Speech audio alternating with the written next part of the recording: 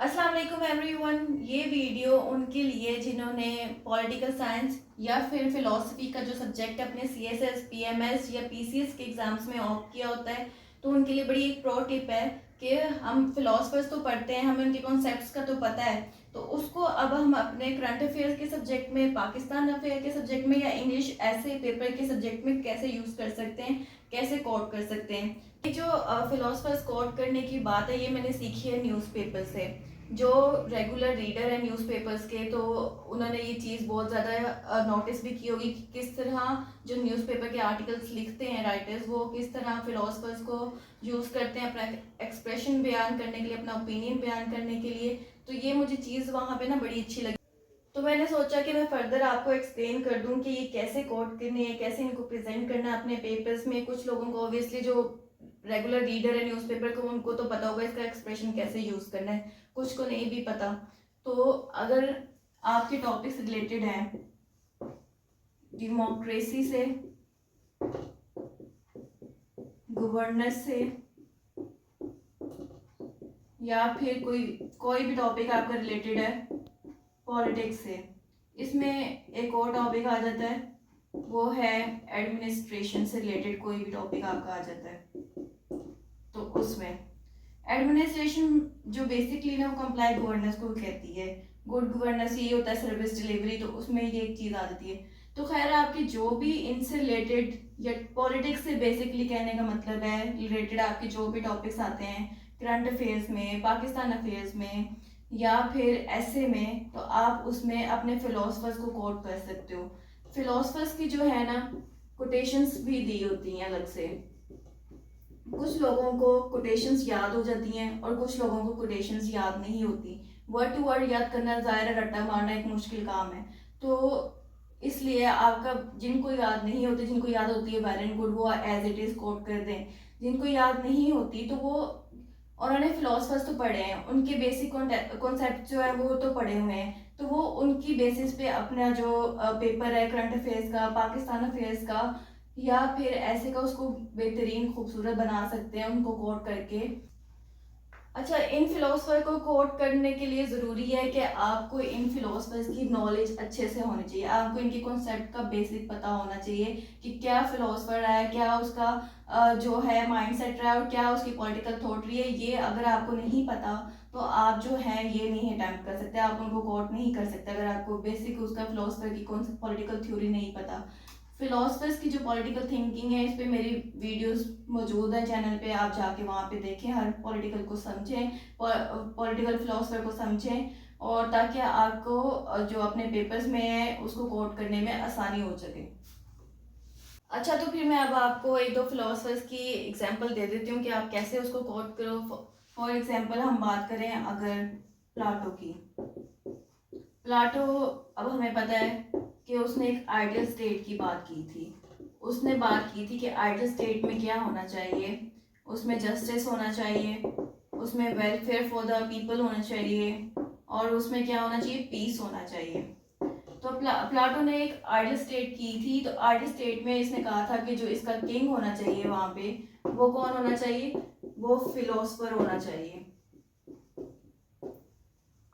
इसको ऐसे कोट कर सकते हैं अपने सजेशन में, अपने रिकमेंडेशंस में, अपने कंक्लूजन में, करंट अफेयर, पाकिस्तान अफेयर या फिर ऐसे के पेपर में। तो हम इसको इस तरह कर सकते हैं कि प्लाटो के, जिस तरह प्लाटो ने एक आइडियल स्टेट का कॉन्सेप्ट दिया था और फिलोसफर कहा था कि जो है वो किंग होगा, तो इस तरह हम कह सकते हैं कि हमें अपनी जो स्टेट है वो उसी तरह आइडियल स्टेट पे बनानी चाहिए, जिसमें हम जो है अपना जस्टिस इंश्योर कर सकें, जो लोगों की वेलफेयर को है उसको इंश्योर कर सकें, और वहाँ पे पीस कायम कर सकें। तो ये अब हम एक सजेशन दे सकते हैं, एक रिकमेंडेशन दे सकते हैं, या कंक्लूजन में भी आप इंक्लूड करते वक्त लिख सकते हो एक लाइन में या एक दो लाइन्स में।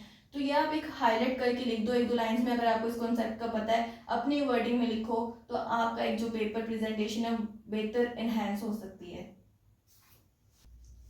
नेक्स्ट अगर मैं एग्जांपल दूँ निकोलो मिकावले की, तो इसने जो है, इसने एक ऐसी प्रिंस की बात की थी, ऐसे किंग की बात की थी जो कि जिसे प्रोपागेंडा यूज़ करना आता हो, जिसे जो है वो क्लेवर हो, वो अपने अपने मफादार या अपनी राय पे सबको मनवाना जानता हो।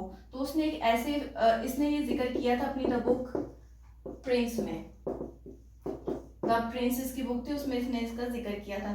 तो अब हम ये कर सकते हैं कि हमारा जो मॉडर्न निराचार है, या फिर अगर आपने जनरली बात करनी है कि आप इसे रिलेट कर सकते हो कि हमारा जो मॉडर्न दौर चार है उसमें अब क्या यूज़ होता है, प्रोपागेंडा यूज़ होता है। जैसे कि हमें निकोलो मिकावले ने बताया था कि जो रूलर है उसको प्रोपागेंडा यूज़ करना आना चाहिए। और अब जो प्रोपागेंडा यूज़ हो रहा है मॉडर्न दौर में, वो किसके थ्रू हो रहा है, वो मीडिया के थ्रू हो रहा है, वो टीवी के थ्रू हो रहा है, या फिर न्यूज़पेपर में भी कई दफ़ा आ जाता है। तो इस तरह, या फिर एडवर्टाइजमेंट बहुत होती है, तो उसके ज़रिए प्रोपागेंडा जो है वो कर रहे हैं, सेमिनार्स करते हैं, या फिर जो भी हमारे इर्द गिर्द हम माहौल देखते हैं कैसे वो प्रोपागेंडा अपना यूज़ कर रहे हैं, लोगों तक उनके माइंड में अपनी जो राय है, अपना जो ओपिनियन है, इनकलकेट करते हैं। ठीक है, तो आप इस तरह एग्जाम्पल दे सकते हो कि आजकल का जो गवर्नमेंट्स हैं, जैसे अगर पाकिस्तान की भी बात करें तो पाकिस्तान की भी जो गवर्नमेंट है वो प्रोपागेंडा में लगी हुई है। वो मीडिया को अपने लिए यूज़ करती हैं, जो भी आती है वो अपने प्रोपागेंडा में इस्तेमाल करते हैं। वो जो है लोगों की वेलफेयर के बारे में नहीं सोचते। तो इस तरह आप इसको कोट कर सकते हो, को रिलेट कर सकते हो आपस में। फिर एक और कॉन्सेप्ट इसमें आ जाता है बैलेंस ऑफ पावर, या एक कॉन्सेप्ट हमने बहुत सुना है चेक्स एंड बैलेंस का। अब ये जो कॉन्सेप्ट है ये दिया था हमें मॉन्टेस्क्यू ने और जॉन लॉक ने। तो अब हम इसको कोट कर सकते हैं। जैसे हमने पहले अभी मैंने बात की कि प्लाटो की आइडियल स्टेट है, ठीक है। अब प्लाटो जो है उसने तो बात कर दी जो फिलोसफर को पास सारी पावर होनी चाहिए, उसने रूल करना है, जो कहेगा वो वेलफेयर ऑफ पीपल, ये जो भी। अब ये भी बात कर देते हैं कि जब एक फिलोसफर है, किंग है, तो उसके पास सारे इख्तियार आ जाते हैं।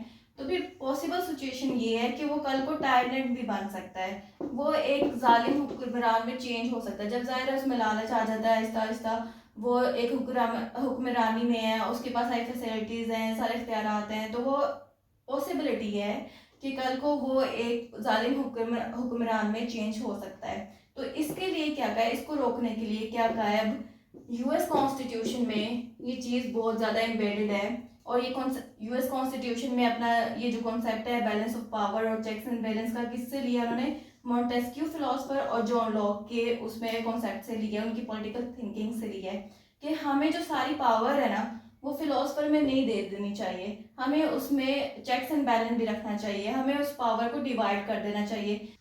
जैसे कि यूएस ने अपने जो पावर्स हैं वो डिवाइड की हुई हैं प्रेसिडेंट में, कांग्रेस में और सेनेट में, ताकि एक चेक्स एंड बैलेंस रहे। ये अपनी पावर से जो है बेजा वो इख्तियार यूज़ नहीं कर सकते। तो इस चीज़ को भी हम रिलेट कर सकते हैं कि हमें अपनी गवर्नमेंट सिस्टम इस तरह बनाना चाहिए, इस तरह प्रॉपर चेक एंड बैलेंस होना चाहिए, जैसे कि मॉन्टेस्क्यू ने बताया, लॉक ने बताया, या फिर यूएस कॉन्स्टिट्यूशन हमें बताता है, उसने इम्प्लीमेंट किया अपनी कंट्री में, तो वो हमें बताता है। तो हमें भी चाहिए कि हम पाकिस्तान में ऐसे रखें। नो डाउट कि हमारे पाकिस्तान में पार्लियामेंट्री सिस्टम है और यही सिस्टम उसने ऑप्ट किया हुआ है, लेकिन मुकम्मल तौर पे चेक्स एंड बैलेंस नहीं चल रहा है। तो उसको बेसिक मज़ीद इंश्योर किया जा सके, अपने सजेशन रिकमेंडेशन को बेहतर बनाने के लिए आप ये उसमें कोट कर सकते हो।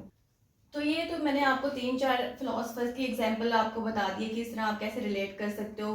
तो इसी तरह बाकी एरिस्टोटल ने बात की थी, जो भी मशहूर फिलोसफर्स जो भी हैं आप उनके कॉन्सेप्ट अच्छे से पढ़ो, तो उनको भी आप रिलेट कर सकते हो जहाँ पे भी आता है। अब यहाँ पे एक और मुझे बात याद आई है, जैसे कि हम अगर बात करें मार्क्स की, उसने जो है इकोनॉमिक पे या उसने वेल्थ पे, डिस्ट्रीब्यूशन पे, कैपिटल पे, इस तरह उसने बात की हुई है सारी, ठीक है। तो आप जो मार्क्स को है ना, आप उसको अपने इकोनॉमी के रिलेटेड जो भी आपका टॉपिक आता है उसमें आप रिलेट कर सकते हो, ठीक है। उसने क्या बताया था तो किस तरह हो सकता है, आप इस चीज़ में रिलेट कर सकते हो। उसे 1-2 लाइन्स में लिखें, बस हाईलाइट करके लिखें, आपका पेपर बेहतरीन बन जाएगा। तो यहीं पे इस वीडियो को एंड करते हैं। मेरे चैनल को सब्सक्राइब ज़रूर कीजिएगा, दुआ में याद रखिएगा। अल्लाह हाफिज़।